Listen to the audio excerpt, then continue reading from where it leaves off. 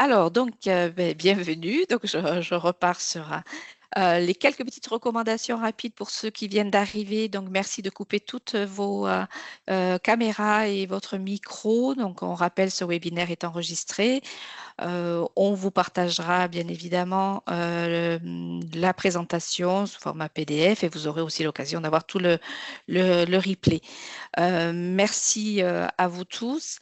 Je vous propose dans un premier temps de présenter Adoc qui est donc à la tête de ce webinaire, enfin pas de ce webinaire, mais pardon, de la semaine e-commerce.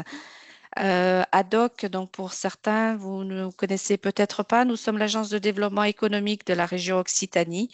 Une agence qui propose des services 360, des services qui sont répertoriés sur différents volets pour vous permettre en fait de trouver soit le bon financement, de partir à l'export, d'avoir aussi des projets en termes d'innovation et pour certaines entreprises de réussir son implantation. Donc, nous sommes là pour accompagner les entreprises de tout secteur pour vous permettre de créer de la valeur et de l'emploi sur le territoire de l'Occitanie. Alors, c'est près de 3000 entreprises qui ont bénéficié d'un service ad hoc. Pour ma part, je fais partie du département marché national et international et je suis chargée de mission pour les filières cosmétiques, beauté et aussi pour les filières art de vivre. L'agence est une équipe, donc on est près de 200 personnes, on est répartis sur tout l'ensemble du territoire. Donc vous avez dans chaque département des personnes qui sont là pour vous accompagner. Et puis Adoc, c'est aussi 4 antennes à l'international avec des équipes en permanence également qui peuvent vous accompagner sur le projet export. Voilà, Doc, cette semaine e-commerce et plus particulièrement ce webinaire a été mis en place en collaboration avec notre partenaire Cosmed qui va également après se présenter. Juste pour finir, moi de mon côté, je vous ai mis juste une petite slide, mais vous aurez au cas la possibilité de regarder. On a au sein d'Adoc 2 actions qui peuvent peut-être vous concerner, qui sont en cours. Donc, il y a le salon Made in France à Paris, un salon B2C et B2B, et puis le salon Natexpo, qui est un salon dédié au secteur bio et pour professionnels. Donc, je laisse la parole à Cosmed, notre partenaire sur ce webinaire. Merci Nathalie. Donc Sophie Hérichet, je m'occupe des cosmétopoles, donc on va dire les antennes régionales de Cosmed. Donc Cosmed, pour ceux qui ne nous connaissent pas, donc est l'Association nationale de la filière cosmétique, une association professionnelle. On a plus de 1030 adhérents en France, donc TPE, PME, ETI, tous métiers confondus, aussi bien marque propre, sous-traitants, laboratoire d'analyse et de tests, fournisseurs d'ingrédients, savonniers, consultants, formateurs, avec une centaine d'adhérents en Occitanie. On a une double mission en tant qu'association professionnelle, à la fois une mission de représentation et de défense des intérêts des entreprises auprès des autorités européennes et nationales. Et puis également, on propose des services pour accompagner les entreprises dans leur développement économique, donc aussi bien un service de veille réglementaire que des formations, qu'une aide à la transition écologique, un groupement d'achat et puis des événements au niveau national ou régional. Je peux passer peut-être Nathalie. Et donc, comme Nathalie, voilà, j'ai mis aussi quelques actions en cours, que ce soit au niveau national ou régional, qui pourraient vous intéresser. Donc là, mercredi, jeudi, on a notre congrès réglementaire qui commence à Paris ou en streaming. Vous pouvez encore vous inscrire si vous le souhaitez. Donc, on a plus maintenant plutôt 400 que 350 participants. On a également une rencontre sur l'eau, la qualité et le traitement de l'eau qui est organisée à Nîmes, en partenariat toujours avec Adoc et puis la région, le pôle Aquavallée et l'Université de Nîmes. Donc, on aura des visites le matin et des conférences l'après-midi. Une journée également sur les ingrédients PAM, plantes à parfum, aromatiques et médicinales, organisée avec Interview Occitanie à Toulouse le 10 septembre. Et le congrès scientifique qui revient tous les ans. Donc, cette fois-ci, le 23 septembre à Montpellier, sur le thème du mieux vieillir. Il y avait également, voilà, je voulais vous parler aussi de l'export. On a 2 salons qu'on vous propose, Beauty Istanbul au mois de mai et Beauty World Middle East au mois d'octobre. Merci. Alors, toutes ces actions, hein, vous aurez la possibilité hein, d'avoir plus d'informations en nous contactant, bien évidemment, par la suite. Pour revenir donc à notre sujet, donc cette semaine e-commerce, alors depuis 5 ans, donc l'équipe ad hoc vous propose en fait d'explorer les opportunités sur ces marchés e-commerce en France et à l'international. Donc depuis ces 5 années, comme on vous le montre ici, on a traité différents marchés géographiques et différents sujets liés au e-commerce. Donc vous aurez toute la l'attitude de retrouver les replays sur une chaîne YouTube ad hoc qui a été créée exprès et vous pourrez visionner les thématiques qui vous intéressent. Donc seront rajoutées bien évidemment celles de cette semaine 2025. Alors, nous sommes associés au niveau de notre département beauté bien-être sur cette semaine e-commerce en démarrant cette semaine sur la thématique de la parapharmacie. Donc, pourquoi cette thématique? Mais pour nous, il nous semblait important de traiter ce sujet pour cette vente en ligne de produits para qui représente aujourd'hui une véritable opportunité pour les acteurs du e-commerce. Et on s'est associé, donc Cosmed et Adoc, auprès de Accent avec Vincent Mercier qui va se présenter par la suite, qui va animer cet atelier. Et également, nous avons la chance de pouvoir avoir deux marketplaces Atida, donc Marie Laird, qui est directrice de l'offre et marketing de Atida. Et j'ai oublié, je m'en excuse, le représentant. Yoam, Pardon? Yoam, non, c'est ça? Naoum, je crois. Yaoum, excusez-moi Yaoum, de Pharmedy Store qui remplace Antoine Laurent qui était donc prévu, mais peu importe. Merci à vous tous. On va démarrer tranquillement cet atelier. Je vous redonnerai nos coordonnées également pour pouvoir compléter s'il y avait des informations qui pouvaient vous manquer au sein de ce webinaire. Un bon webinaire à vous tous. Et n'hésitez pas, on vous le rappelle, à poser vos questions en levant la main ou dans le chat. On va vous permettre de prendre la parole, bien évidemment. Il faut que ce webinaire soit interactif, donc il est pour vous. N'hésitez pas. Merci Nathalie, bonjour à tous. Donc, je vais commencer par partager ma présentation. Tac. Vous pouvez me confirmer que vous voyez bien la présentation? Oui, Oui. c'est bon. Ok, génial. Donc voilà, donc aujourd'hui on est là pour parler un peu de parapharmacie et e-commerce. Donc je serai aujourd'hui accompagné des équipes d'Atida et de Pharma Discount. Donc, tac. Voilà. Donc l'idée aujourd'hui, c'est de voir d'abord comment se porte le marché de la parapharmacie en ligne, avoir tout un tas de chiffres pour voir si c'est un marché qui est porteur ou au contraire qui est plutôt en déclin.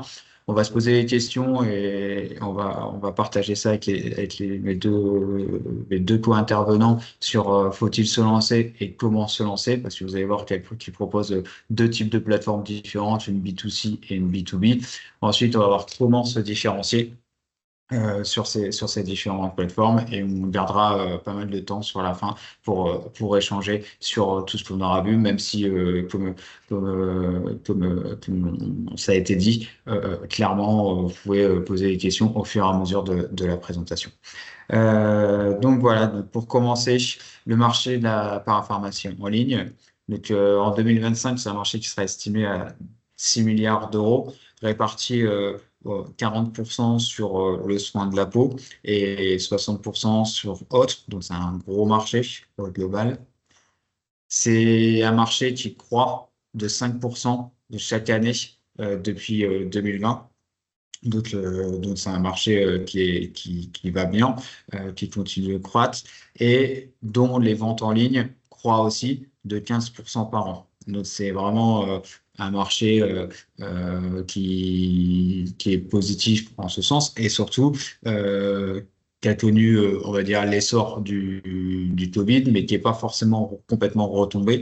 Et ça, c'est un point positif parce qu'il y a de nombreux secteurs d'activité qui ont explosé au moment du Covid, mais qui sont complètement retombés derrière parce qu'en fait, c'était vraiment un palliatif du physique, alors que là, c'est un marché qui a continué à se développer. Et ce qu'on note aussi, c'est que 70% des consommateurs digitaux, des clients qui commandent via un appareil, soit en mobile, soit en desktop, etc., sur PC, vont aussi consommer en boutique, dans les officines, dans les pharmacies, etc. Donc, c'est important de voir que les consommateurs utilisent encore les deux canaux et ils vont pas forcément abandonner le magasin physique pour faire du digital, pour commander en digital. Ils vont utiliser les deux parce que l'un est plus pratique que l'autre ou inversement. On verra pourquoi ensuite.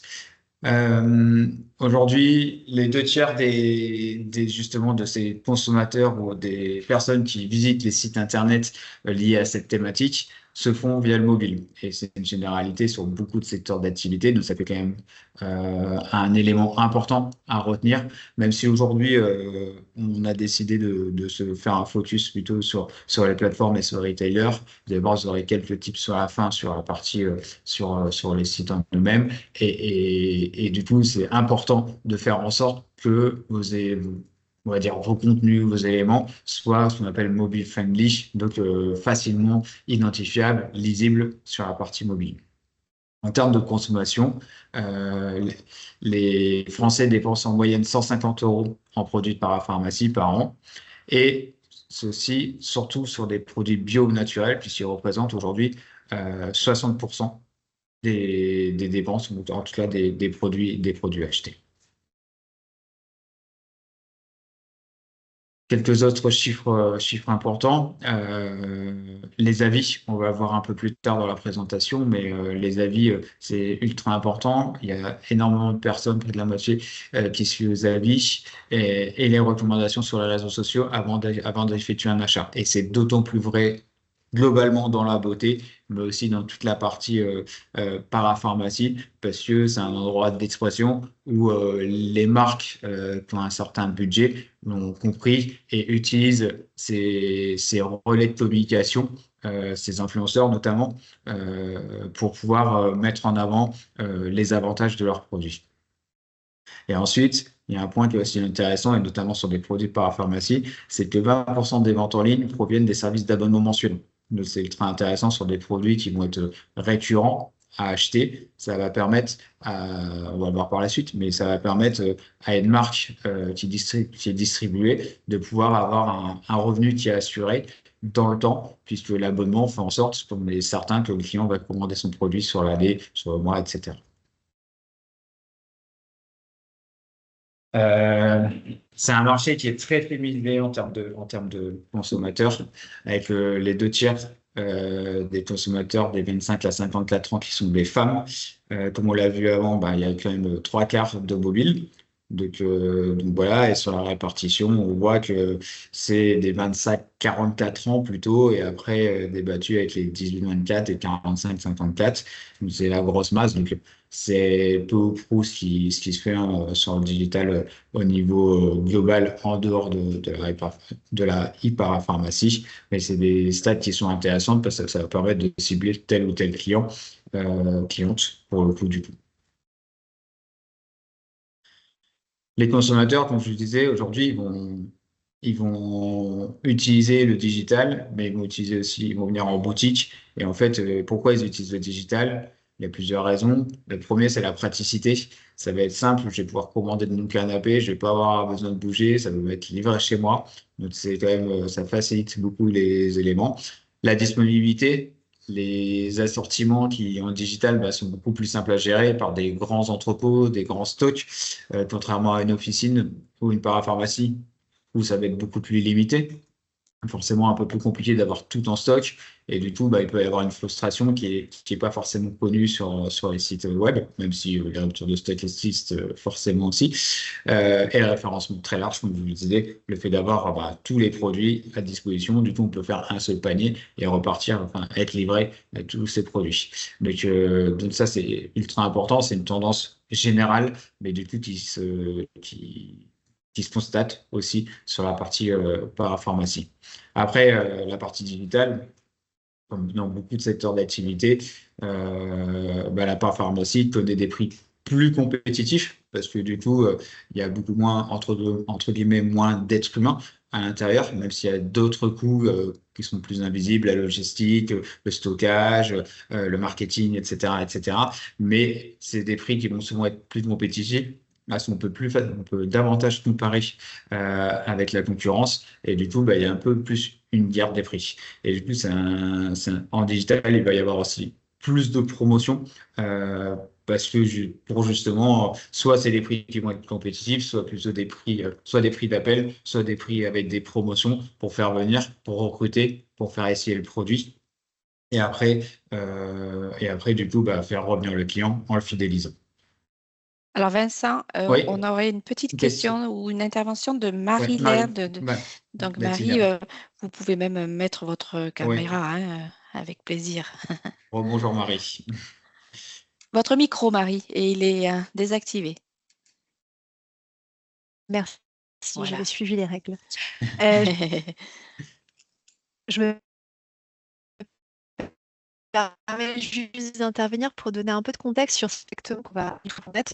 Grosso modo, on remplace dans le physique le emplacement, emplacement, emplacement par un autre emplacement, emplacement, emplacement, mais qui en fait se rémunère via Google.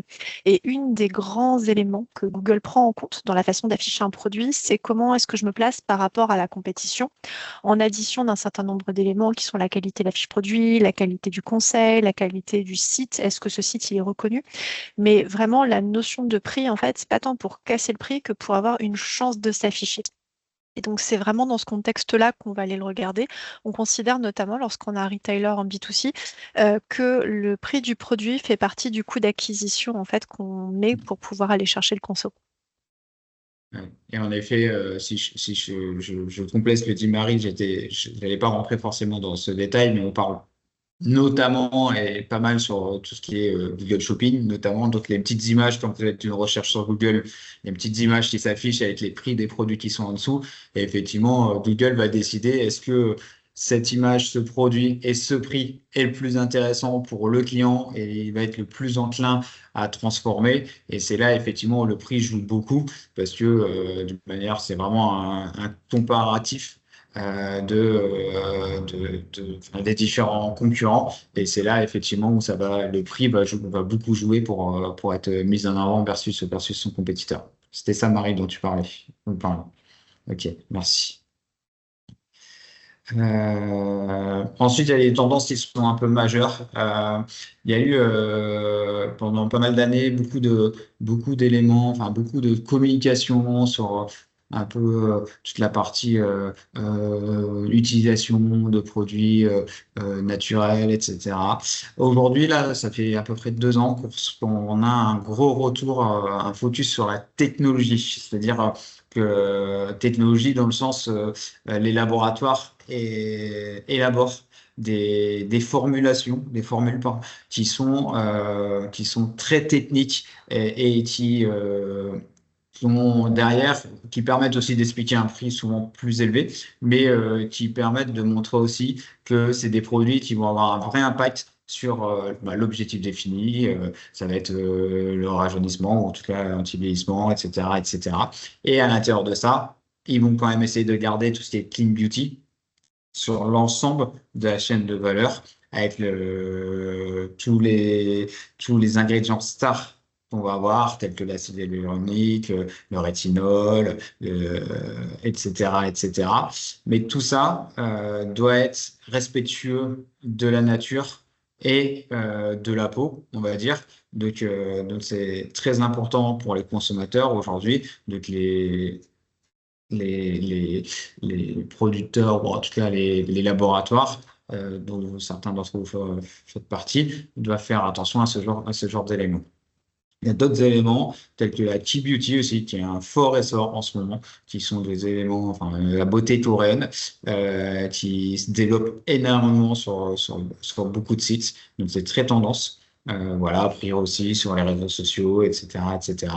Et après, il va y avoir d'autres éléments sur l'importance de la personnalisation Donc, le fait de pouvoir personnaliser tel produit, de faire graver, d'avoir la quantité dont j'ai besoin, etc., etc. Et du bien-être, c'est-à-dire d'avoir une routine, d'essayer de répondre à des moments de vie des personnes, des produits anti-stress, des produits un peu anti-pollution, anti-acné, etc., etc., pour peut-être travailler davantage sur les saisonnalités, par exemple, mais qui permet voilà, vraiment de répondre aux attentes de bien-être des personnes qui sont dans une période un peu complexe parfois. Et la beauté, un peu plus globalement, si on sort un peu de la parapharmacie, bah, c'est un contexte qui est assez difficile parce qu'aujourd'hui, c'est pas un bien essentiel, on va dire. On est dans un contexte entre ce qui se passe en Ukraine, tout ce qui va se passer à travers le monde depuis plusieurs années, depuis le Covid, etc. On est dans un contexte qui est quand même ultra complexe, mais étonnamment, on va dire, la beauté reste un marché qui est en croissance. Aujourd'hui, plutôt en valeur, avec plus 7,3% sur l'année dernière.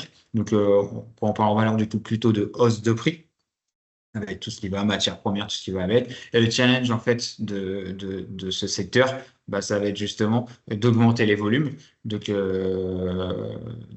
Voilà, parce que clairement, une croissance uniquement sur la valeur n'est pas saine. C'est vraiment les volumes qui va faire qu'on est sur une croissance, un développement saine des ventes. Et là, je vous ai remis les croissances en valeur à chaque fois des différentes catégories de la beauté, donc le parfum qui fait plus 17 quand même, alors que c'est limite le produit dont on pourra moins avoir besoin. Voilà, mais c'est un petit plaisir justement que les gens, le bien-être dont on parlait tout à l'heure, on a ensuite le maquillage à 3%, le soin visage à 6% et le capillaire à 8%. Ensuite, j'ai essayé de remettre un cadre aussi un peu réglementaire et international pour reparler un peu de ce qui est possible si vous rentrez sur le marché digital, parce qu'il y a des choses que vous ne pourrez peut-être pas faire en France, mais que vous pourriez faire à l'international. Donc, je vais commencer par la partie droite, qui est la partie la plus simple, avec les produits qui sont non soumis à une autorisation de mise sur le marché, donc tout ce qui est parapharmacie et compléments alimentaires. Donc là, à travers toute l'Europe, vous allez pouvoir vendre ces produits sans problème. Donc, il n'y a pas besoin d'être attaché à une officine. Vous allez par contre être en face de certains concurrents type Leclerc, etc., les e-commerçants généralistes. Mais en tout cas, vous n'avez pas forcément de problème. Et après, vous allez avoir un split entre les différents types de produits et différents types de marchés. Donc, au milieu, on va avoir là où il y a des conditions, donc, qui se split encore en deux. Euh, donc, le premier point, c'est que il faut être forcément rattaché à une officine du pays en question. Donc, c'est le cas notamment pour la France, mais sur plusieurs pays, comme vous voyez.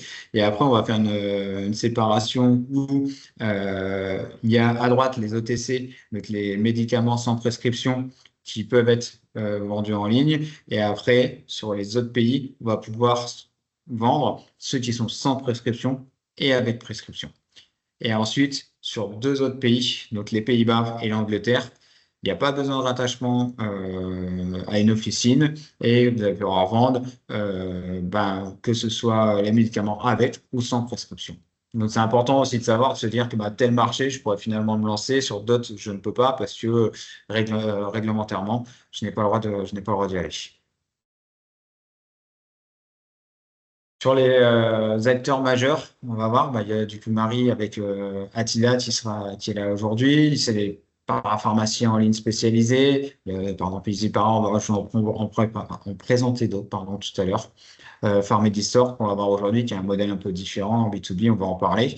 Après, on va parler de plateformes plutôt e-commerce généralistes, Amazon, Cdiscount, Encore Store par exemple, qu'on évoquera ici. Puis, il y a les pharmacies avec site e-commerce que vous avez peut-être déjà de votre côté. Aujourd'hui, on a décidé de ne pas faire de focus sur cette partie-là, même si vous allez voir sur la dernière partie, il y a quelques tips à prendre. Aujourd'hui, on va se faire un focus sur les deux premiers points, donc les plateformes et les parapharmacies spécialisées.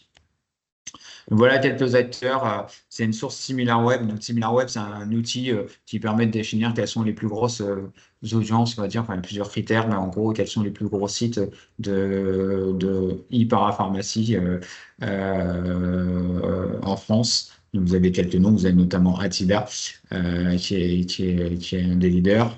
Et donc, vous avez plusieurs noms, vous pourrez retrouver ces éléments-là un peu quand vous récupérez la présentation. Ensuite, du coup, on va parler d'Attida. Attida, c'est un modèle B2C, on va dire, entre guillemets, assez classique, où ils vont référencer un certain nombre de marques.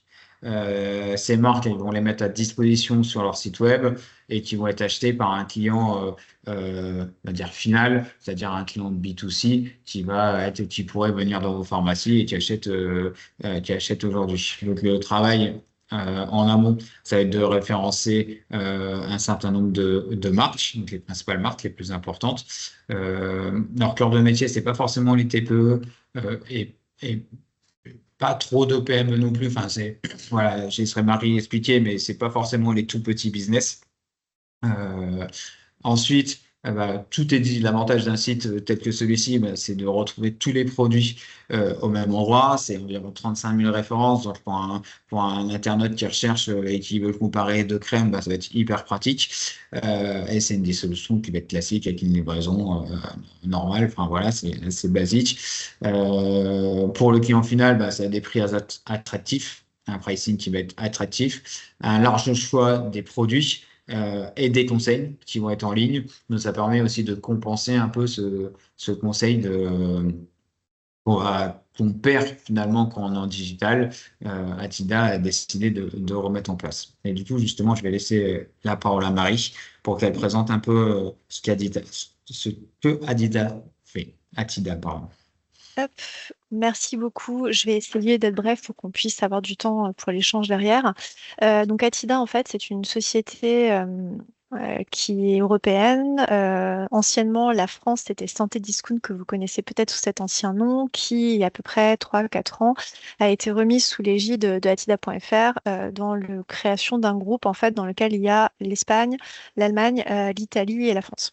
On s'est donné une mission, donc notre statement, c'est Caring for You for Life, avec cette idée d'apporter du soin à proximité à notre cliente, parce qu'on a majoritairement la cliente à 80%, dans tous les aspects de sa vie, du début, en fait, du moment où elle commence à utiliser des produits de pharmacie et de parapharmacie, jusqu'au moment où elle ne s'en servira plus. En sachant que ça va être aussi bien de l'accompagnement dans l'assistance à la procréation, parce que c'est souvent à ce moment-là, en fait, on commence à utiliser pas mal de compléments alimentaires, jusqu'au moment où on va avoir la périménopause, la ménopause, mais aussi l'accompagnement des parents qui sont plus âgés. Notre vision aujourd'hui, c'est d'être des pharmaciens en ligne de confiance, d'où l'importance du conseil, l'importance d'avoir des services supplémentaires pour pouvoir justement donner des conseils et de la réassurance auprès de la cliente. En se plaçant toujours dans de l'innovation, on avait des fondateurs il y a un peu plus de 17 ans qui ont été des pionniers, qui ont eu l'idée d'aller vendre, alors que ça ne se faisait pas, des produits de parapharmacie en ligne. L'idée, c'est de continuer à entretenir cette tradition en proposant des nouveaux services. Et un certain nombre des projets sur lesquels on travaille aujourd'hui vont pour aller dans ce sens-là, l'intelligence artificielle au service du conseil, mais aussi au service de l'aide au client dans la façon d'enrichir son panier. Et je pense qu'on peut passer à la slide d'après.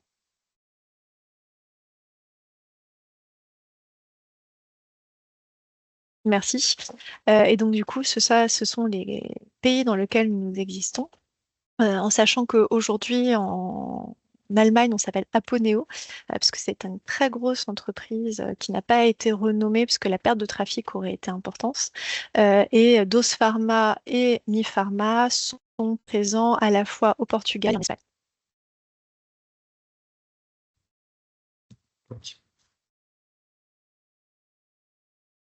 Et pour redonner quelques chiffres sur Attida, aujourd'hui, c'est un peu plus de 2,8 millions de clients. Nous sommes présents dans 7 pays à travers le site français, donc à la fois au UK, en Belgique, en Suisse, mais aussi en Espagne, au Portugal et en Italie. Nous sommes les numéros 1 de la parapharmacie en France. Aujourd'hui, on est 140 collaborateurs près de Toulouse, avec notamment la logistique qui est intégrée. Donc, juste à côté de mon bureau, j'ai juste une petite paroi et j'ai la logistique juste à côté. On référence un peu plus de 30 000 produits et environ 1500 laboratoires partenaires avec lesquels on travaille en permanence. Ok, super. Merci Marie. Avec plaisir.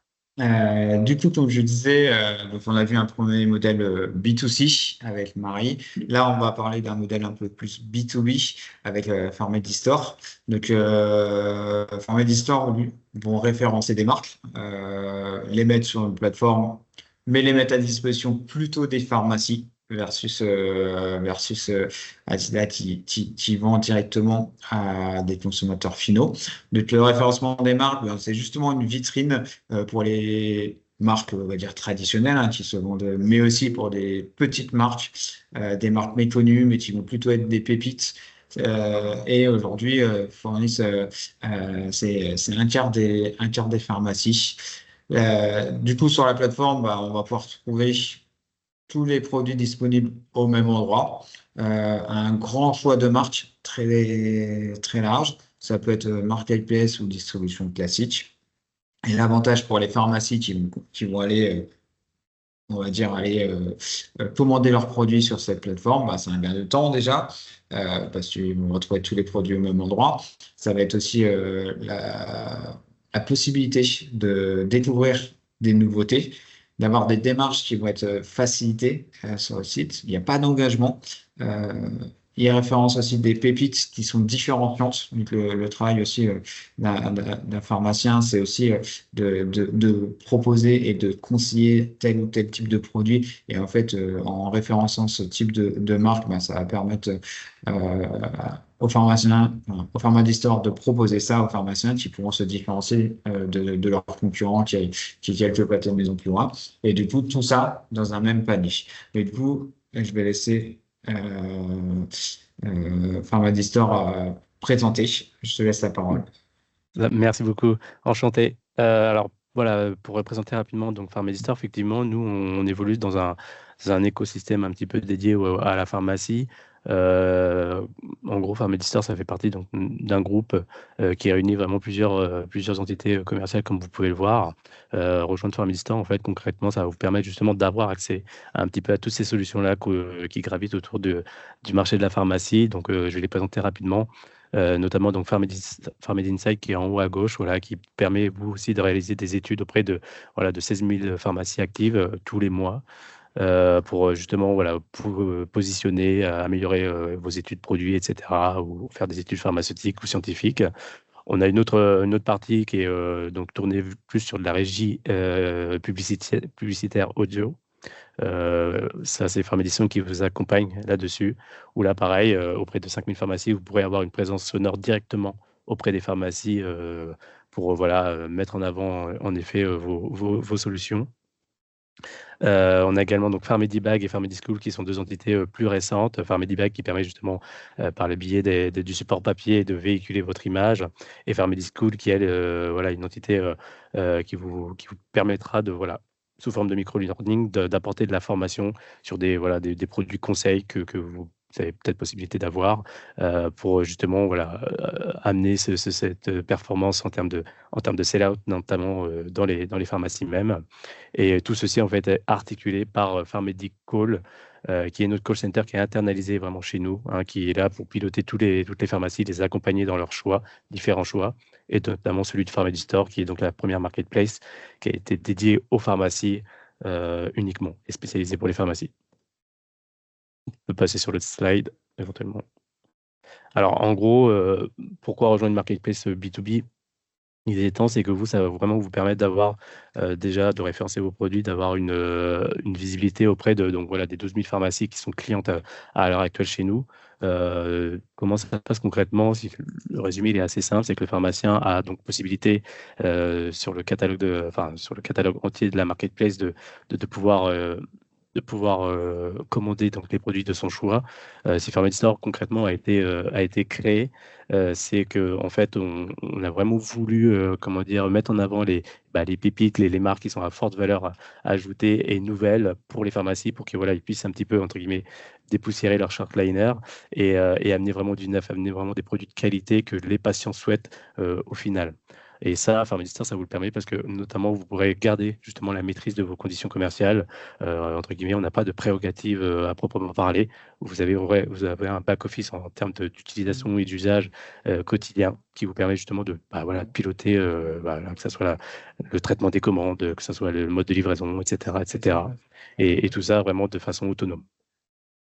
La facturation et la livraison est donc en fait la base du fonctionnement vraiment de ce modèle-là. Donc, c'est-à-dire que vraiment, dès que vous recevez une commande sur votre boutique, voilà, vous serez tenu juste de facturer et de livrer directement la pharmacie. J'amène un peu de détails, mais la facturation, elle se fait de façon dématérialisée, bien sûr, directement via votre back-office, qui simplifie justement cet aspect-là. On en a parlé, ça augmente énormément la visibilité.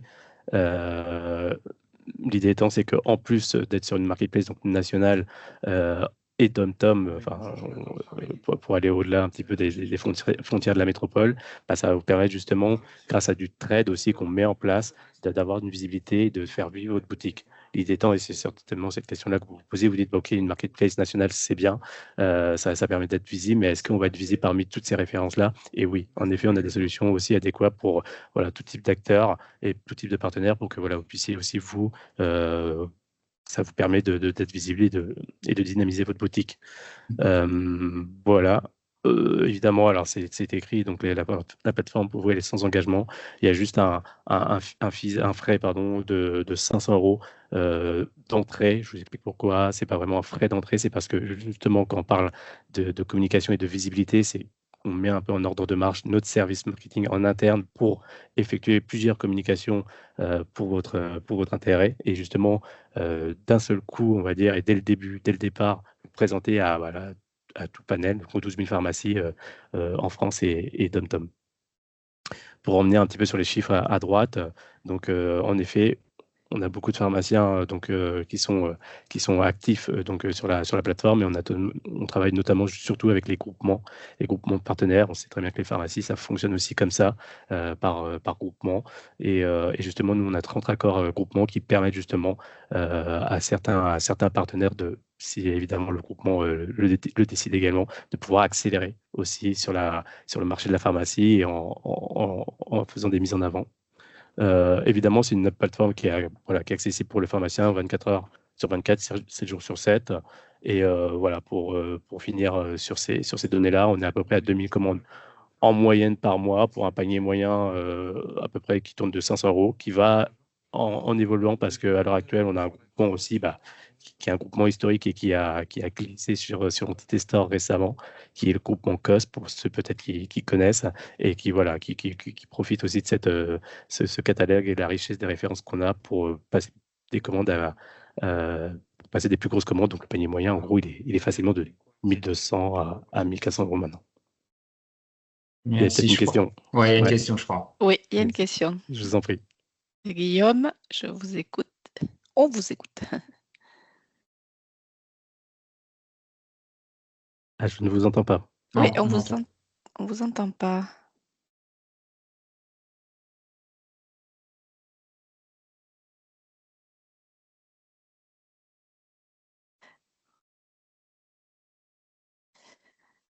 Allez-y, là, si on vous entend. Est-ce que vous m'entendez là? Ah oui, Oui, ça y est. c'est bon. Très Ah bien. oui, non, mais j'avais mis un truc au mauvais endroit. Oui, bonjour. Du coup, Bonjour, Guillaume. je suis intéressé en fait par par ce que vous proposez. En fait, je suis artisan parfumeur. Je crée des parfums 100% naturels. Et bon, après, on parlera après en détail, je pense, de chacun. Je n'ai pas l'idée de me présenter là maintenant complètement. Je voulais savoir, est-ce qu'il y a une commission de prise sur la plateforme Oui, en effet. En fait, au-delà donc en effet pour les du ventes? frais, bien sûr. En effet, donc au-delà du frais fixe, on va dire de communication, nous, notre idée, notre base du modèle, c'est qu'on se rémunère à la performance de nos partenaires, et sur chaque transaction, en effet, on va prendre une commission de 15%. D'accord. Alors Ouais. peut-être cette question aussi pour Marie. Est-ce qu'il y a Merci. Ouais. quelque chose à compléter au niveau d'Atida? Est-ce que c'est un fonctionnement identique ou pas? Non, pas du tout, parce que du tout? justement, Atida, enfin, nous, on va acheter en ferme, on est destiné au B2C. Donc, en Oui, fait, on va acheter les produits en ferme avec un paiement généralement à 60 jours. Et donc, du coup, c'est pour ça qu'en termes de rentrée de partenaires sur le site, on a une sélection qui se fait en amont. Plutôt parce que, étant donné qu'on assume le stock derrière, le pire truc qu'on puisse faire à une marque, c'est de lui prendre son produit, ça se vend pas, et de dire bah, soit on demande à le reprendre, soit à le brader complètement et casser le prix, ce qui n'est pas du tout l'intérêt ni d'Atida ni de la marque. Donc on va plutôt travailler le processus de sélection en amont. En termes d'investissement, par contre, et c'est pour ça que la taille critique, elle est importante et qu'à un moment, on ne disait pas nécessairement de TPE, c'est parce qu'en fait, pour se différencier sur un catalogue de 30 000 produits, les mises en avant de type trade, elles sont importantes. On offre généralement la première mise en avant gracieuse. Mais c'est une mise en avant sur une année complète. Nous, on a généralement tendance à considérer sur Atida, étant donné notre chiffre d'affaires qui est plutôt d'alentour de 60-70 millions par an, qu'une marque avec laquelle on a la marge de progression, elle doit faire à peu près entre 7 et 10 000 euros par mois sur la première année. Et qu'à partir de ce moment-là, on regarde des partenariats avec lesquels on a de la pérennité. Quand on est en dessous de ça, c'est et compliqué pour nous et compliqué pour la marque, parce que finalement, on n'atteint pas le seuil de performance minimum pour pouvoir et avoir de l'investissement en trade et en même temps le rentabiliser pour les partenaires. Ok, merci. Guillaume, est-ce qu'il y avait une autre question ou non? Oui, du coup, Oui, ça complète en fait. Bon, il y a une commission de 15% et pour m'être mis sur différentes plateformes, je sais qu'il y a souvent d'autres frais. Des fois, il y a des frais de mise en ligne. Enfin, il y a des frais, voilà. Donc, est-ce qu'il y a autre chose que la commission à Non. prévoir? Parce que moi, je suis intéressé en dehors. Enfin, si ça s'arrêtait là, je suis intéressé Ouais. potentiellement. Non, il y a pas de frais. Justement, en fait, c'est vraiment juste les 500 euros en effet de base pour qu'on puisse communiquer sur vous et vous mettre en avant. Après, c'est vraiment à la performance de nos partenaires. Et évidemment, ça se fait pas tout seul. On est là pour vous accompagner, pour faire au mieux pour que ça puisse être périn et valorisant pour vous. Mais il n'y a Ah pas de d'accord, il y frais. avait 500 euros aussi à la base, j'avais pas entendu, il y a dû avoir une coupure, mais ok, Ouais, 500 en euros fait, en plus. voilà, il y a vraiment 500 euros de départ pour pouvoir Ok. communiquer sur vos produits, sur votre entité. Mais ensuite, effectivement, il n'y a pas de frais voilà, de fonctionnement ou quoi, ou casque, il y a pas de frais. Donc 15% de commission sur les prix professionnels, j'imagine. Oui, c'est bon. Ok, ok, merci. merci. On a une autre question. Valia, j'appelle Valia, mais je n'ai pas le nom de votre entreprise, hein, je suis désolée. Le micro est désactivé.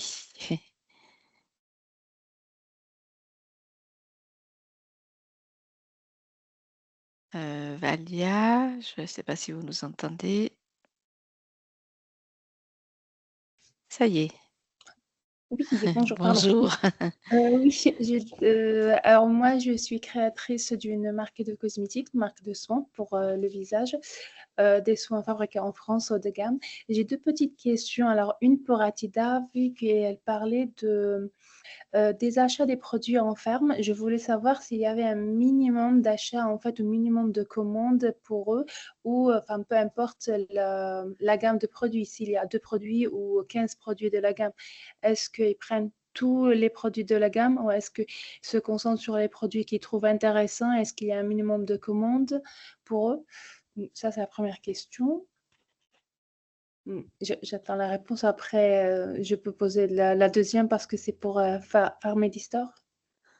D'accord. Ou alors on commence par alors Atida, Marie, est-ce que vous voulez Oui. répondre? On a perdu Marie. Ben, posez alors votre question à Pharmedy Store le temps qu'on récupère Marie. Oui, je voulais demander par rapport, oui, pour Pharmedy Store, par rapport à toutes les visites et les commandes, est-ce que ce nombre de commandes, est-ce que c'est calculé par rapport aux marques en général ou c'est quoi le pourcentage par rapport aux petites marques ou jeunes marques en fait? Parce qu'il y a voilà, tout type de marques, des marques que ça existe depuis 20, 30, 50 ans. Et il y a les jeunes marques. Est-ce qu'on voit une différence en fait ou c'est tout confondu, c'est plus ou moins pareil pour les commandes? Alors, pour répondre à votre question, en effet, oui, c'est tout confondu. Pour amener un pourcentage concret, on va être à peu près à 15% pour les jeunes marques, des 2000 commandes par mois, en gros. D'accord. Ok. Voilà. Alors, je sais pas si Marie est toujours connectée. Vincent, vous savez si Non, je la vois elle a... pas. Je vais oh, essayer d'agrandir. Ah, bah, alors, elle arrive. attendez. Oui, Elle voilà, elle arrive. a dû être déconnectée. Marie, vous êtes de retour? Oui, Ah, excusez-moi, j'ai eu un souci de connexion, ça a sauté. d'accord, il n'y a pas de souci. Du coup, on avait une question, mais alors, est-ce que vous voulez bien la reposer, Valia? Oui, bien, pas de souci. Merci. Vous avez parlé tout à l'heure de rachat de produits en ferme et est-ce que par rapport aux marques qui sont sélectionnées, est-ce que vous prenez toute la gamme que la marque propose ou est-ce que vous sélectionnez les produits qui vous semblent intéressants? Et est-ce que pour vous, il y a un minimum d'achat? Est-ce que voilà, il y a un minimum de commandes, que ça soit en euros ou que ça soit en chiffres? Enfin, en chiffres, Alors, dire en ce qui, un nombre de En produits. quantité, oui. ouais, en ce qui concerne le minimum, généralement, on va faire une commande qui passe le franco. On essaye de toujours commander en franco. Le minimum d'engagement sur lequel on passe au départ correspond à l'intention qu'on a sur la marque. Je vous donne un exemple. Le premier produit enfin, quand Pierre Fabre lance une nouveauté, j'en achète directement plusieurs cartons, sachant que généralement j'ai beaucoup de ventes qui arrivent derrière. Si c'est une nouvelle marque, je vais peut-être acheter 1 ou 2 minimum order quantity dessus et je ne vais pas forcément en acheter beaucoup plus parce que c'est plutôt de l'ordre du test. En ce qui concerne la largeur de la gamme, on va faire je vais vous donner une réponse de Normand. Ça dépend. Ça dépend en fait de votre largeur de gamme. On a des marques qui se lancent, qui ont une douzaine de produits. Dans ces cas-là, il faut tout prendre parce que ça ne donne pas vraiment de chance finalement d'avoir un nettoyant visage sans avoir la crème. Euh, Dans d'autres cas, on va avoir des marques avec des très très très longs référencements et dans ce cas-là, on va faire une sélection à l'intérieur parce qu'on ne peut pas, pour un lancement, directement référencer 300 références. D'accord. Merci. Merci. Oui. Ouais. On a une autre Magali, question. ouais. Exactement. Oui, bonjour. Ma Bonjour. question s'adressait à Marie. Je voulais savoir, nous sommes donc référencés chez Atida France. Comment faire pour être référencés dans les autres Atida du groupe? Alors, c'est une très bonne question. Vous pouvez en parler avec la personne en charge de votre dossier, donc votre CAM, la Oui. personne avec laquelle vous avez eu les échanges, pour lui demander d'avoir un échange de coordonnées, qu'elle vous mette en contact avec le reste du groupe. On a notamment un peu plus de connexion avec l'Espagne, avec lesquelles on échange un peu plus. Pour la partie Italie, la partie Allemagne, on pourra vous donner le contact de la personne et lui dire que vous souhaitez les contacter, mais ce sera complètement indépendant en fait de notre gestion. Nous, on va simplement passer les contacts, on ne pourra pas pousser, vraiment forcer une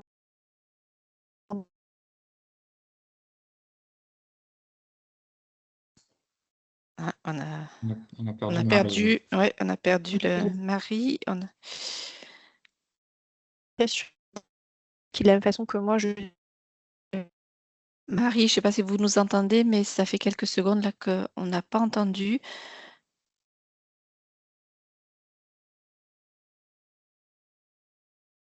Un petit problème de connexion. Je propose Marie? Oui. Oui, on vous a pas entendu on va dire les 20 dernières secondes, je pense.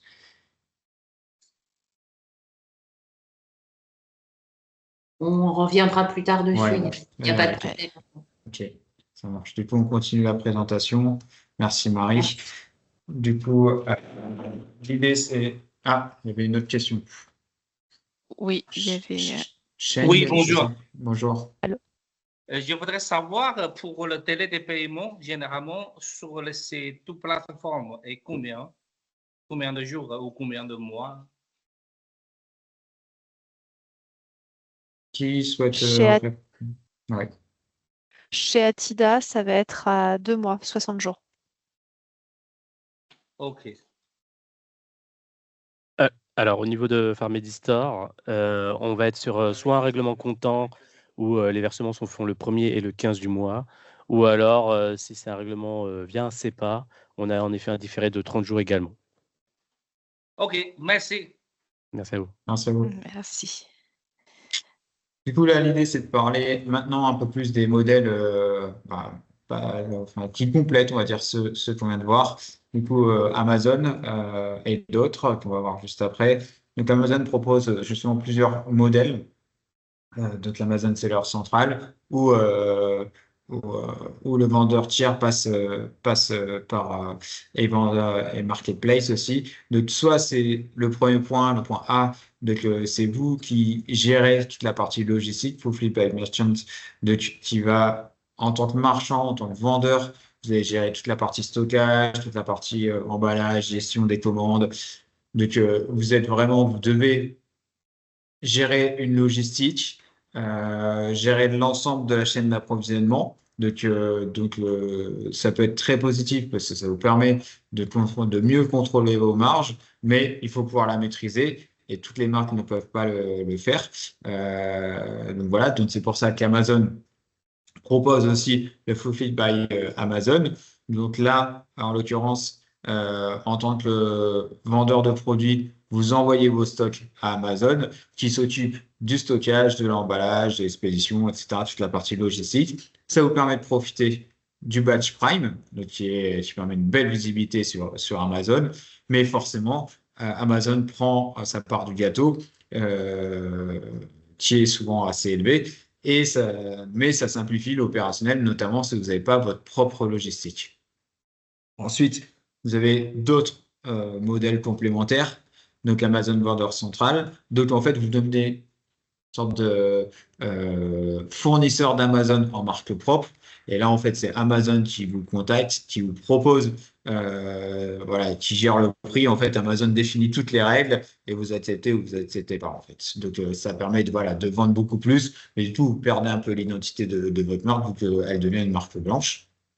Et Amazon propose d'autres qui sont un peu moins, on va dire, importants ou en tout cas moins utilisés. Donc Amazon Business en B2B. Donc là, du coup, ça va plus ressembler à un format d'e-store alors qu'Amazon était plutôt sur, on va dire, complémentaire à Atida, même si c'est quand même assez différent. Donc, ça va permettre de vendre à d'autres entreprises avec des volumes qui permettent d'avoir des prix dégressifs. Donc, voilà, c'est plutôt du gros entre professionnels. Ensuite, vous avez l'Amazon Subscribe and Save, qui est la partie abonnement. Donc, le point positif, on en parlait déjà un peu plus tôt, c'est de pouvoir proposer, notamment sur des compléments alimentaires, sur la partie cosmétique, etc. Vous avez beaucoup la possibilité de mettre en avant des produits qui vont pouvoir être recommandés régulièrement et d'assurer finalement une pérennité dans vos revenus. Et après, vous avez Amazon Dropshipping qui permet de vendre son stock. Donc là, ce ne sera pas du tout votre cas, donc je ne vais pas m'attarder dessus, je l'ai mis là, mais je préfère qu'on avance sur d'autres, parce que je vois le temps avancer, mais je préfère qu'on avance sur d'autres éléments. Donc là, en gros, schématiquement, Amazon, comment ça fonctionne? De la production au client, avec soit des intermédiaires revendeurs, la distribution revente, la logistique. Donc, comme vous l'avez compris, soit en tant que producteur ou vendeur tiers, vous allez envoyer vos produits soit Amazon, soit mettre directement sur le marketplace, soit c'est Amazon qui livre, soit c'est vous qui livrez et vous définissez les différents. C'est vous qui choisissez, mais finalement, après, quand Amazon prend la main, ils vont plutôt définir un peu leurs tarifs et les éléments, mais ils vous facilitent la tâche. C'est ça qu'il va falloir retenir. C'est discount, donc c'est quasiment du copier-coller ou presque. Donc, fulfillment by Cdiscount. Donc, on est sur le même fonctionnement. Vendeur envoie ses produits à Cdiscount, qui va gérer, ce dernier va gérer toute la partie stockage, emballage, gestion, service client, etc. Ça permet d'avoir l'équivalent du Prime de Cdiscount à volonté. La livraison, elle sera rapide. Enfin, voilà, tous les avantages de ces grosses plateformes. L'inconvénient, c'est les coûts que vont vous demander ces plateformes, d'avoir du stock, d'avoir les coûts de stockage, etc. Le deuxième, c'est géré par vous, comme on l'avait avec Amazon. Donc, vous avez plus de flexibilité et vos marges sont forcément plus importantes. Par contre, vous devez gérer votre logistique.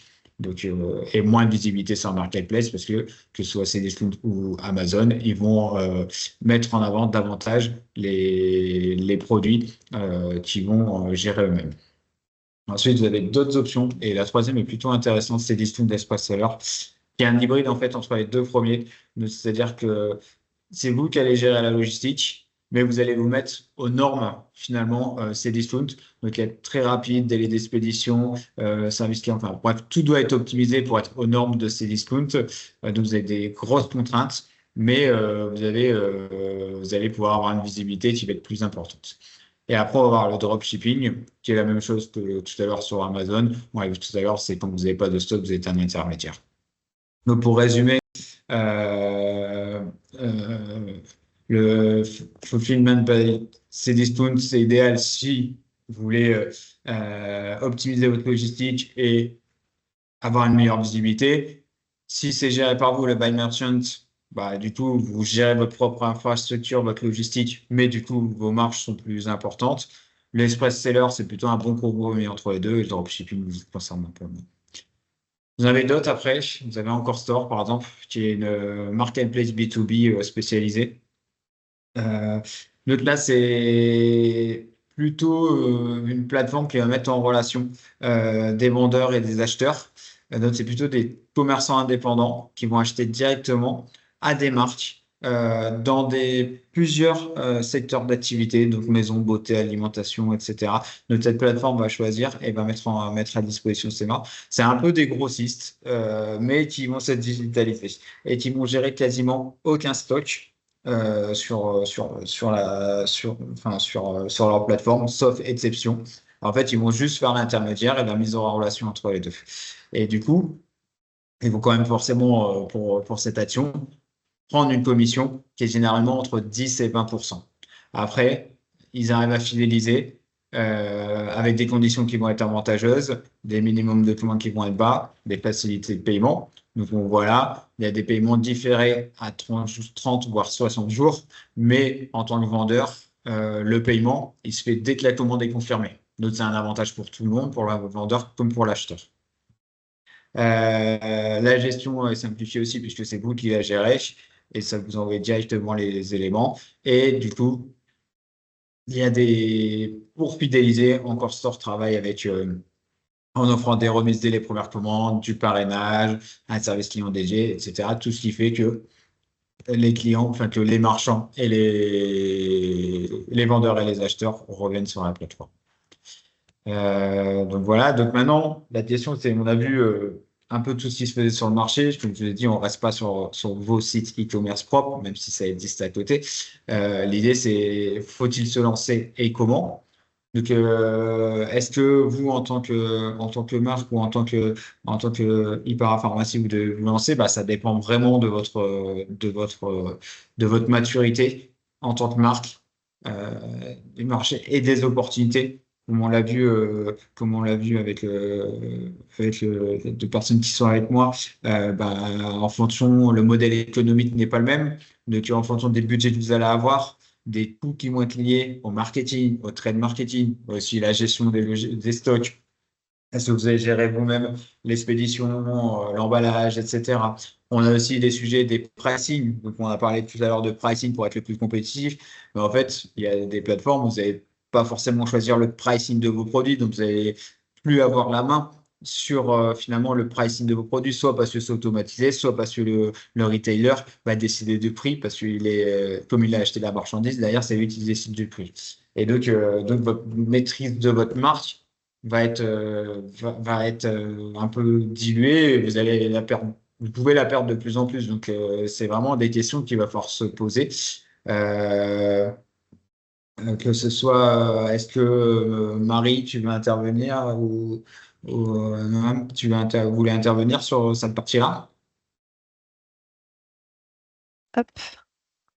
Avec plaisir, d'autant plus que je pense qu'on aura deux versions différentes. Oui, Est-ce je que pense, vous oui. Oui, on m'entendez t'entend très bien bien. du coup? Ok, Oui. j'ai récupéré. Alors, faut-il vendre sur Internet? Moi, je dirais oui, en fonction de certains critères. Déjà, la maturité de la marque, c'est hyper important, c'est-à-dire où est-ce qu'on se situe dans ses canaux de vente. Est-ce qu'on est déjà un peu distribué sur du physique? Généralement, le physique et le online se complètent. Euh, donc, si on a déjà un réseau dans lequel on est un peu connu et que finalement on a travaillé son upper funnel en termes d'acquisition de consommateurs via ça, Internet, c'est un next step qui peut être très profitable parce que du coup, on est très proche de la conversion client et donc ça peut être intéressant. Oui, si on a un... Pardon. Marie, juste fais attention aux termes un peu techniques. Je suis pas sûr, toi, quand tu dis Uber, funnel, etc. Je suis pas Alors, sûr que toutes les personnes qui sont dans très bien. l'audience. On va faire un truc beaucoup plus simple. Oui, en fonction de sa reconnaissance de marque, Ouais. c'est-à-dire que est-ce que la marque, elle commence à être un petit peu connue? Est-ce qu'on l'a déjà un petit peu développée? Est-ce que finalement, elle est connue pas que dans sa région, mais aussi à un niveau un peu plus national? Parce que l'intérêt d'Internet, c'est d'aller vendre en dehors finalement des limites géographiques qu'on a d'habitude. Mais pour ça, pour réussir à trouver des clients un peu plus facilement, il faut quand même qu'on ait un petit peu d'éléments de marque qui soient connus en dehors finalement de sa partie locale. En fonction du marché des opportunités, est-ce qu'on a un produit qui répond à un besoin qui n'existe pas? C'est une des façons de rendre connaître, de rendre la marque connue. Si on propose un produit qui existe peut-être déjà, c'est plus difficile de se faire connaître versus avoir quelque chose qui répond à un besoin qui n'a jamais été géré jusqu'à présent. Un bon exemple pour ça, c'est les Secrets de Loli, par exemple, qui était une marque qui n'était pas très connue au départ, qui s'est beaucoup fait connaître parce qu'elle répondait à un besoin qui était de dire je m'occupe d'avoir des gens qui ont besoin de produits pour les cheveux bouclés. C'est mal desservi pour l'instant et je fais une marque qui est faite via ça. Aussi une marque qui était faite via quelqu'un qui était passionné et qui a commencé par construire une communauté et donc commencer par construire sa reconnaissance de marque avant de diffuser. Oui, si on a le budget. C'est bien aussi de se dire qu'on est à un niveau de maturité dans lequel, notamment quand on est une petite marque qui commence, on est dans une situation financière dans laquelle on arrive à se payer, ou en tout cas on arrive à avoir de l'argent de côté, et on a de l'argent pour un investissement, soit parce qu'on a cet investissement qui est prêt, soit parce qu'on a peut-être une levée de fonds ou des investisseurs qui mettent un petit peu d'argent dessus. Mais il faut savoir que la première année, les investissements marketing que vous allez positionner vont mettre un petit peu de temps avant de tourner. Donc, il faut avoir de la trésorerie en avance. Oui aussi, si on est capable d'avoir de la logistique qu'on sait gérer, notamment pour de l'envoi non pas que du B2C, mais du B2B. Et en ce qui concerne le pricing, oui, si on a soit une marque dans laquelle on maîtrise bien son prix, et donc en fait finalement, si le produit vaut 29 euros, on le trouvera partout à 29 euros, et dans ce cas-là, il sera jamais moins cher que 29 euros. Ou alors si on est OK pour avoir des variations de prix et que c'est pas dérangeant pour la marque.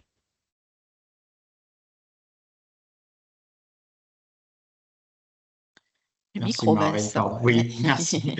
Ah bah, il y avait une question question. de ça. Ici, en effet. On vous écoute aussi. Bonjour, vous Bonjour. m'entendez? Bonjour. J'ai une question par rapport à une notion que vous avez développée en tout début de la conférence, notamment par rapport à l'abonnement sur les sites qu'on pourrait proposer. Vu qu'il y a apparemment 62% de personnes qui sont intéressées par les abonnements, est-ce qu'on pourrait parler de ce sujet? Ouais.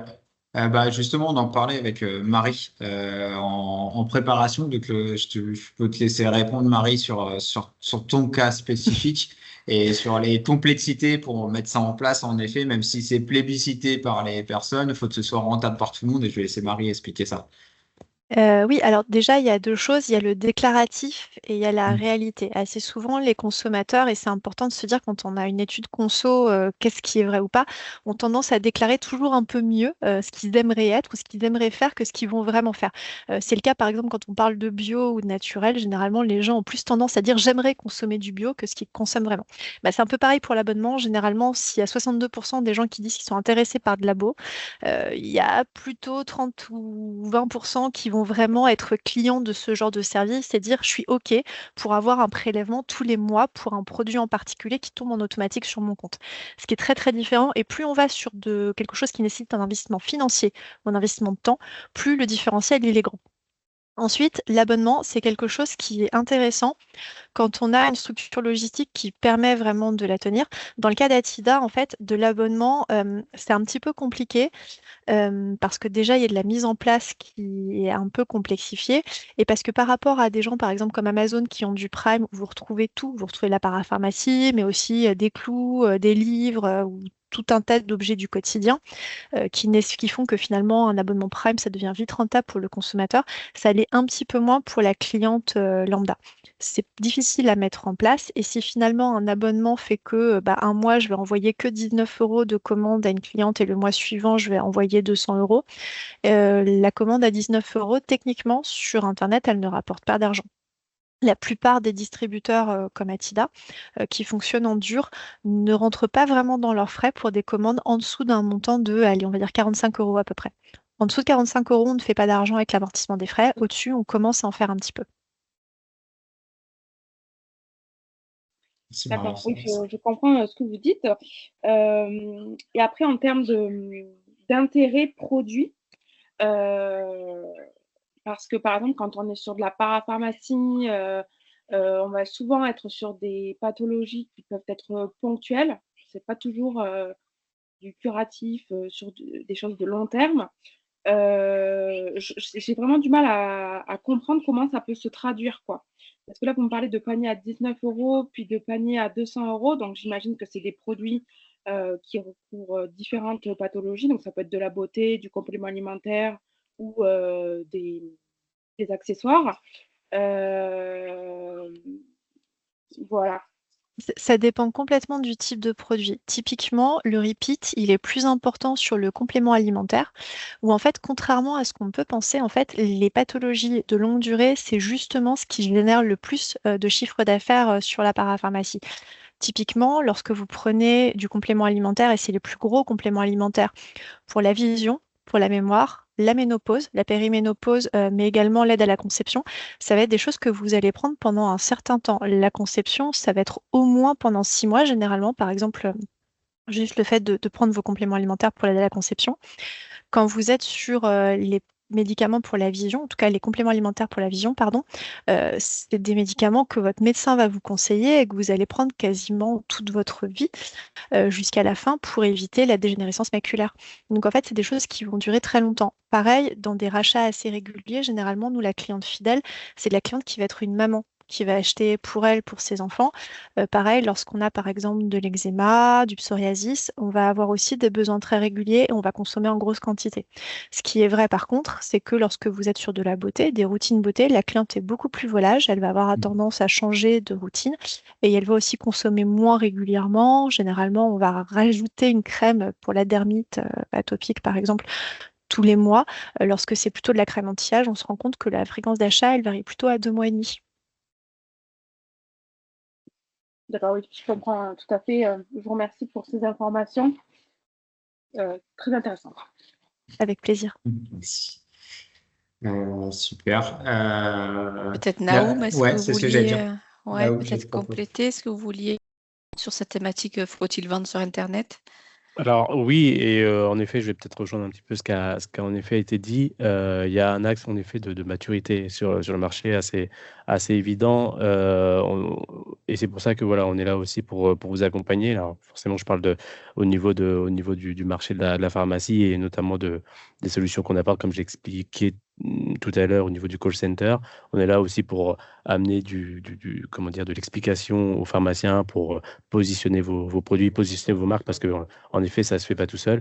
Et le trade marketing sur une plateforme voilà, comme Pharmacy Store, il est là aussi pour, encore une fois, accompagner les jeunes marques. On l'a comment dire, dimensionné pour que voilà, ça puisse être réalisable pour les jeunes marques et jeunes laboratoires, pour que, en effet, qu'il y ait des coûts maîtrisés en termes d'investissement à ce niveau-là et non pas ce qu'on pourrait prétendre si vous souhaitez faire entre guillemets ça seul d'un point de vue national où ça coûterait bien plus, bien plus. Donc voilà, il y a tout cet axe-là où là où là c'est intéressant justement voilà, de vendre sur Internet de cette manière.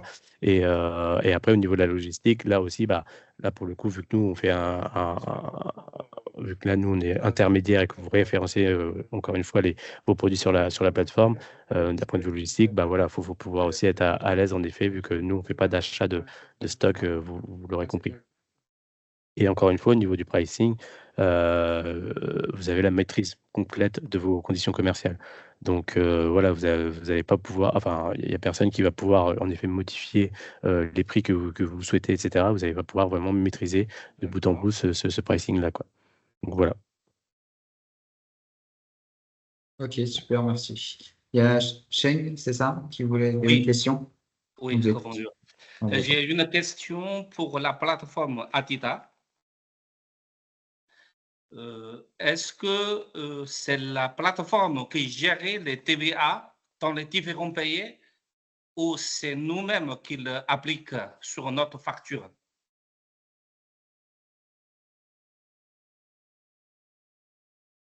Je ne sais pas si Marie. Ouais, si Marie nous a encore. Non, c'est bon. Je suis désolée, j'ai pas compris la question. Vous parlez de la TVA, c'est ça? Oui, la TVA entre des pays différents. Est-ce que c'est nous qui le gérons via notre prix ou c'est la plateforme qu'ils ont déjà mettre en place automatiquement? Alors non, parce que du coup, Atida est un revendeur. Donc en fait, nous, on vous achète vos produits, on les possède, et ensuite l'application de la TVA, on l'a fait sur les différents pays selon les règles qui rentrent en vigueur et qui sont relatives à deux choses, les frais de TVA qui s'appliquent sur le pays en question et le volumétrie d'achat que l'on fait. Avec la volumétrie d'achat-vente que fait Atida sur les différents pays, en fait, on applique systématiquement la TVA du pays sur laquelle elle s'applique et on fait nous-mêmes les déclarations de TVA en amont et en aval. Ok, On est merci. vraiment sur un achat, en fait, quand on discute avec une marque, on est vraiment sur un achat B2B. C'est juste qu'on achète en ferme. Ok, merci. Merci à vous. Merci. Alors, moi, je fais un peu le maître du temps. Time Là, il est keeper, ouais. 17h15, donc Oui, on j'accélère un essaie peu. on essaie de continuer, bien que on Ouais. prendra bien sûr toutes vos questions en compte. Merci. Super. Du coup, l'idée après, c'était comment on se référence. On a un peu répondu à ces différents éléments un peu avant. Sur, la taille de l'entreprise, le budget, on vient de le dire, le référencement sur Google, sur les différentes plateformes spécialisées, les démarches que vous allez pouvoir faire justement sur les sites spécialisés ou pas, et sur les marketplaces. Donc, il y a tout un travail. Marie en parlait un peu tout à l'heure, effectivement, les petits entreprises qui font peu de business, finalement, c'est pas forcément ce qui va être rentable pour elles et intéressant même pour la marque. Inversement, Medistore va être plus intéressé par les petites pépites.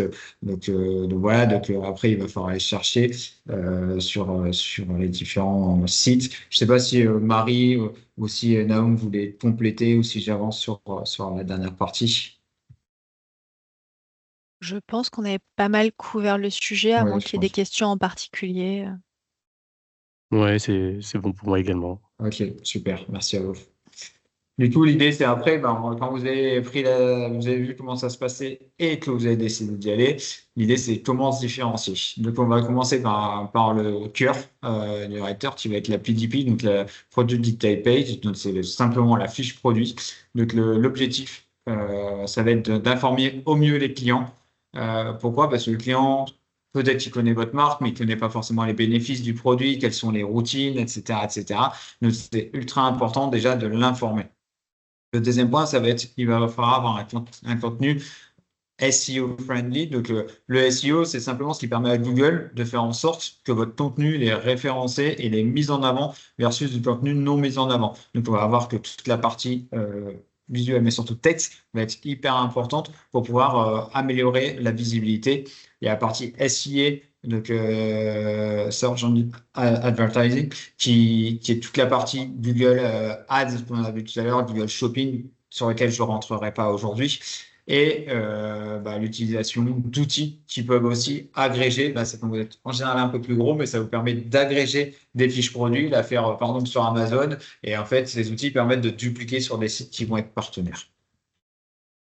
Là, j'ai donné quelques exemples, donc je vais les lancer en même temps parce qu'on n'a pas beaucoup de temps, mais l'idée, c'est de montrer que ce soit sur Atida ou sur Amazon, eh ben, on va avoir des fiches produits qui vont être assez complètes, avec beaucoup de descriptifs, le produit, les avantages produits, de la vidéo, voilà, à quoi ça sert, mais aussi avec quoi on doit le composer, qu'est-ce qu'on va mettre en plus.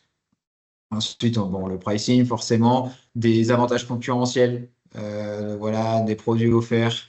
On va avoir ce qu'on appelle upsell ou cross-sell, des produits qui vont être complémentaires. Donc ça se travaille aussi avec la marque. On va avoir toute la partie contenu. Ici, c'est cette partie de contenu finalement que Google va venir chercher et référencer et mettre en avant dans vos recherches, dans les recherches des consommateurs. Donc les conseils d'utilisation aussi qui vont être très importants pour expliquer aux clients comment ça sert, comment on se sert du produit. Et une nouvelle fois, pour Google. Et ensuite, le conditionnement, des éléments comme ça, vous avez la possibilité aussi de poser des questions. Chez Atida, ça remplace un peu l'expertise que pourraient avoir certains en pharmacie. Ou d'autres, comme Amazon, mettent beaucoup de contenu pour mettre en avant les produits. Et sur Atida, comme sur Amazon, vous allez avoir les avis produits. Et on va y venir juste après parce que c'est un point qui est très, très important, les avis produits, pour aider les consommateurs à faire leur choix. Et là, on a eu juste avant, là, mais il y avait aussi la possibilité sur Amazon, je crois, on est juste avant, ils proposent en fait la routine, etc. Donc, c'est vraiment des étapes qui sont intéressantes. Donc là, on va avoir la partie une fiche produit. Pour le coup, j'ai pris Amazon. Avantage et inconvénient d'Amazon, et c'est Marie qui me le rappelait ce matin, l'avantage, c'est qu'on peut mettre beaucoup de choses, mais que, en fait, personne n'est forcément propriétaire. C'est pas parce que vous êtes propriétaire de la marque que vous êtes propriétaire de la fiche produit qui va être sur Amazon. En fait, ça va être la fiche produit, enfin, le vendeur qui a la fiche produit la plus détaillée et la plus qualitative, qui va finalement devenir propriétaire. Donc, si vous distribuez votre marque, mais que d'autres la distribuent aussi, ça peut ne pas être vous et qui va être là, mise en avant. Donc là, si je ne me trompe pas, Marie, c'est vous qui gérez c'est vous le vendeur, mais c'est pas forcément vous qui avez fait la fiche produit ou inversement. Je me souviens plus Oui, exactement. sur celle-ci, par exemple, ce que vous avez, c'est le comptoir santé. En fait, Atida vend sous le nom comptoir santé quelques produits sur Amazon. C'est quelque chose qu'on fait pour faire un petit peu plus de volume de façon un peu ciblée avec des marques qui sont partenaires. Et là, typiquement, en fait, cette fiche-là, elle n'a pas été créée par Atida. Elle a été probablement uploadée par La Roche-Posay. Mais c'est nous qui nous affichons dessus, parce qu'a priori, je pense qu'on avait remporté la buy box en s'alignant sur le prix. Donc, quand on parlait tout à l'heure de marque, etc., vous voyez que sur Amazon, c'est un peu plus compliqué de protéger sa marque parce que, bon, la Atida, c'est plutôt positif, mais il peut y avoir des marchands qui sont soit plus agressifs, soit pas aussi qualitatifs. Je parlais de la qualité de la mise en avant, des produits, l'efficacité, donc il faut être didactique, montrer aux clients quels sont les avantages avant, après, enfin, voilà, tous les avantages de produit doivent être décrits comme si vous étiez dans la pharmacie ou dans la parapharmacie.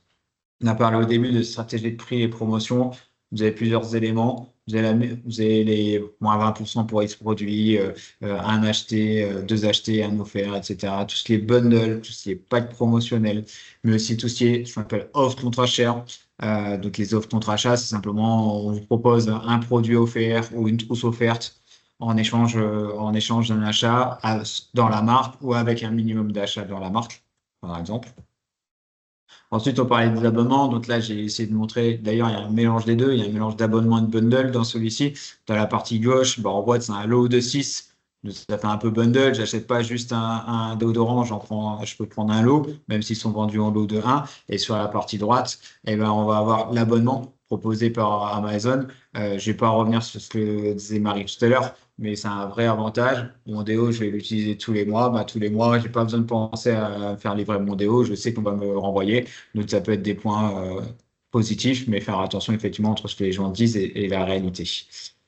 Le trade marketing, que ce soit Naoum ou Marie, ils en ont pas mal parlé, Retail Media aussi. Ça a été assez clair. Aujourd'hui, pour émerger sur les différents sites, peu importe les sites, il va falloir faire de la communication et du marketing. Donc, ça passe par des bannières publicitaires, ça passe par des OP marketing, des OP commerciales ou de la newsletter. Donc là, je donne un exemple d'une marque telle que Guerlain qui se met en avant. Là, on va avoir un exemple aussi de bannière publicitaire, de newsletter mise en avant à nouveau sur Guerlain pour rester sur la thématique. Donc, mise en avant produit, mise en avant voilà, de pas mal de choses. Ensuite, sur le trade marketing, on explique comment ça fonctionne. Donc, trade marketing, ça va être un deal en fait finalement entre la marque et le site qui va proposer des espaces en échange d'une rémunération financière.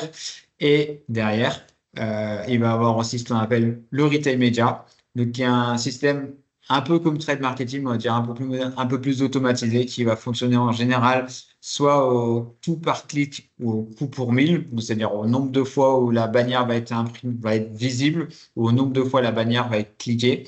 Et en fait, c'est des systèmes d'enchères. Donc, vous allez dire un peu à la Google, c'est-à-dire que je suis prêt à mettre X euros pour être présent à cet endroit-là. Et puis, votre concurrent, il est prêt à mettre Y euros. Et si le Y euro est plus élevé, il sera présent et vous en deuxième position, par exemple. Donc, je ne rentre pas trop dans la mécanique, mais en gros, l'idée, c'est que s'il faut retenir, c'est que ce soit du trade marketing ou du retail media, finalement, c'est payant pour être visible. Et si vous n'êtes pas visible, vous ne faites pas de marque parce que finalement, être dans le fond de catalogue sans être connu, ça ne sert pas à grand-chose parce que c'est du stock qui vieillit pour pas grand-chose. On va avoir des outils de personnalisation aussi, des diagnostics de peau, de la recommandation de produits qui vont aider aussi passer à l'acte d'achat. Et il va y avoir tous les outils technologiques qui vont améliorer l'expérience utilisateur, justement pour aussi aider à l'acte d'achat. Il y a beaucoup de choses qui se développent en ce moment. Les campagnes d'avis, donc ça c'est primordial. On va voir les stats juste après. Je vous donne juste l'exemple qui est là. L'importance des avis pour booster la crédibilité. Il faut, en fait, vous avez des campagnes d'avis qui vont être naturelles, c'est-à-dire que sur les différents sites, vous allez recevoir des mails au bout de 2 semaines, 3 semaines en fonction de la consommation des produits. Mais vous pouvez faire des campagnes d'avis en amont. Vous envoyez via des agences spécialisées qui envoient soit des testeurs, soit des produits à justement des personnes qui vont les tester et qui vont renvoyer des avis. Et ça permet d'intégrer les avis dès lors que vos produits sont lancés sur la plateforme. Donc en fait, vos produits arrivent déjà avec des avis. C'est vachement plus simple de faire les premières transformations qu'un produit qui n'a pas d'avis et en plus qui n'est pas connu. Donc ça a un fort impact sur les consommations. Donc, il y a 10 avis qui sont lus en moyenne avant d'un passage à l'acte. Il y a 86% des personnes qui seraient prêtes à payer davantage si les avis sont bons. 8 sur 10 qui disent que s'il y a un avis négatif, qu'ils ne consommeront pas. Il y en a 70% qui laisseront un avis lorsque c'est demandé. Ça, je doute un peu parce que c'est pas du tout les stats que j'ai, mais je partage en tout cas cette information qui est là. Et 82% des clients avouent que les avis les ont convaincus. Qu'est-ce qui fait que les avis convainquent? Ça va être la fraîcheur de l'avis. Il faut que l'avis date d'il y a quelques semaines, voire quelques mois, mais après, pas trop long parce que sinon, il n'y a plus d'intérêt et l'avis ne veut plus rien dire. Un produit d'aujourd'hui, c'est pas le même que dans 6 mois. La note globale, forcément, entre 4 et 5. Et le volume d'avis, si vous avez 3 avis à 4,5, ça ne va pas suffire parce que on a souvent peur que ce soit la tante ou la mère et le cousin qui ont fait les avis. Ça permet d'augmenter de 70% le taux de conversion des produits. Les produits qui sont notés 4 ou 5 se vendent 4 fois plus. Et 92% des consommateurs lisent les avis pour aider à la décision d'achat. Vincent, il y a une question pardon. sur ce sujet. Pardon, je vous ai coupé. Non, mais tu fais bien, vous faites bien. L'entreprise qui demande comment on incite justement ses clients à poster leurs avis. Alors. En fait, ça se fait naturellement, c'est-à-dire que la plupart des sites ont des systèmes automatisés, c'est-à-dire ils envoient un mail au bout de c'est défini en fonction du type de produit, mais au bout de 2 semaines, 3 semaines, en demandant aux clients de donner un avis sur chacun des produits qu'ils ont commandés. Donc, et après, c'est des plateformes spécialisées qui sont interconnectées et qui permettent justement de récolter tous les avis et qui sont mis en avant. Et après, il y a des campagnes d'avis qui sont spécifiques, qui sont du tout là payées par la marque et pas le retailer. Et ces campagnes d'avis, là, vous allez payer des personnes pour qu'ils récoltent des avis et qui seront intégrés soit manuellement, soit plus ou moins automatiquement. Donc, c'est vraiment les deux systèmes. Je ne sais pas si Marie ou Naoum, vous avez des fonctionnements différents, mais c'est les deux systèmes que je connais moi dans mon expérience. Non, c'est exactement ce qu'on utilise. Nous, on travaille avec Bazaar Voice pour les avis agrégés. Et ensuite, par contre, via Atida, on a dans nos produits trade notamment des campagnes d'avis que nous, on peut lancer pour aller retargeter les clients qui ont acheté à un moment un produit sur le site et leur proposer de donner leur avis sur des produits pour justement faire monter le nombre d'étoiles, la crédibilité finalement, et permettre d'avoir un peu plus de conversion dans les temps suivants. Ok, super. Merci. Donc ensuite, il va y avoir des choses qui vont être un peu plus loin du commerce en soi, mais qui est hyper important, c'est la data. Aujourd'hui, la data, elle est partout, on récupère, et notamment en digital. Et aujourd'hui, c'est très important. Beaucoup de plateformes proposent cette donnée client qui va permettre justement de personnaliser les offres, de recommander les offres, de faire des communications qui vont être ciblées. Marie en parlait justement sur comment faire toucher tous les clients ça c'est grâce à la data, faire des recommandations produits, de son flacon est vide, etc., etc. Ça permet des ciblages beaucoup plus efficaces et des communications, que ce soit des offres contre achat, des promotions ou des newsletters, qui vont avoir un impact beaucoup plus important. La logistique, on en a déjà beaucoup parlé. Vous savez que aujourd'hui, avec Amazon qui est devenu la référence, il y a une importance sur la rapidité d'expédition et la satisfaction client, une importance sur la partie emballage et l'impact environnemental. On sait très bien que dans ce domaine, j'en ai parlé au début, mais toute la partie bio, éco-développée, sustainable, etc., sont ultra importants. Donc, ça va juste au packaging et juste à la logistique. Qui peut être internalisé ou externalisé, peu importe, mais en tout cas, c'est hyper important. Et des entreprises comme Amazon, aujourd'hui, c'est quand même un peu décrié pour envoyer des produits, une commande avec 5 produits, qui va envoyer 5 jours différents. Mais clairement, c'est pas forcément la bonne pratique, même si c'est un peu opposé à la rapidité d'expédition. Donc, il faut trouver le juste milieu.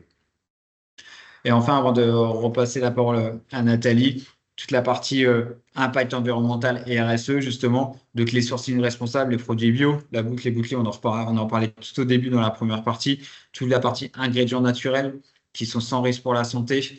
Aujourd'hui, 64% des Français achètent des cosmétiques en pharmacie,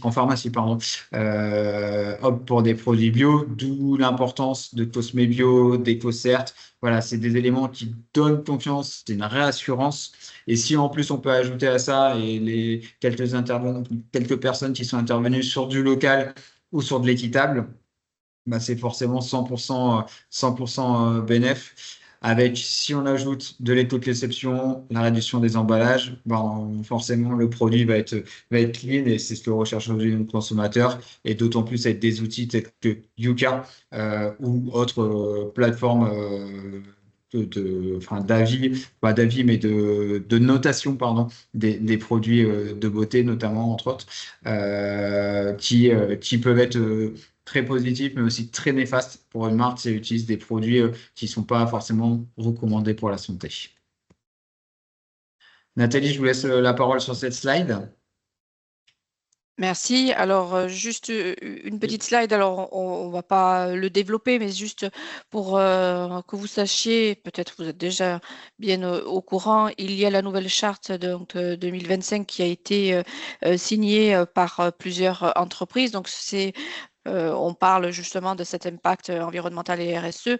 On est vraiment dans une charte d'engagement pour réduire l'impact environnemental des activités des entreprises. Alors, ça va sur différents engagements, hein. Il y en a 11 engagements concrets. Je vous ai mis le lien si vous souhaitez découvrir un peu plus cette charte. Alors, bien évidemment, c'est 33 entreprises qui se sont engagées. Elles se sont engagées également à produire de la matière et donc il va y avoir après des statistiques, des analyses qui vont être rendues publiques. Mais sachez que voilà, c'est un moyen aussi de se différencier, de travailler bien évidemment sur tout ce volet. Donc voilà, c'est à découvrir. C'était juste une petite parenthèse. Merci. Avant de terminer, clôturer ce webinaire, est-ce qu'il y a des dernières petites questions? Alors bien évidemment, ne vous en faites pas si vous avez d'autres questions, même par la suite. Vous avez nos coordonnées, donc vous aurez toujours la latitude de les poser et on pourra répondre même après le webinaire. Est-ce qu'il y a des questions? Non?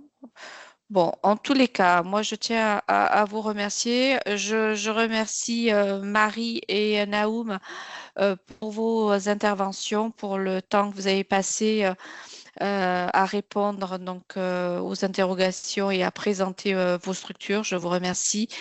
Merci Vincent pour cette animation. Merci à vous. Merci Sophie donc, de Cosmed. On reste bien évidemment à votre disposition tous. Vous aurez un petit questionnaire à la fin de cette semaine pour nous permettre justement de voir s'il y a lieu de compléter, mais également aussi d'aborder les prochaines thématiques de ces semaines e-commerce. N'oubliez pas, toute cette semaine, donc vous avez tout un programme de webinaires qui vous est proposé. Bien évidemment, il y en a peut-être un qui est plus spécifique pour la filière vin, mais en tous les cas, demain, jeudi, vous avez donc la suite du programme. Merci à vous tous. Merci encore une fois à nos intervenants et on vous dit à très vite. Merci à tous. Merci beaucoup. Bonne fin de journée. Merci, Bonne au fin de revoir. journée.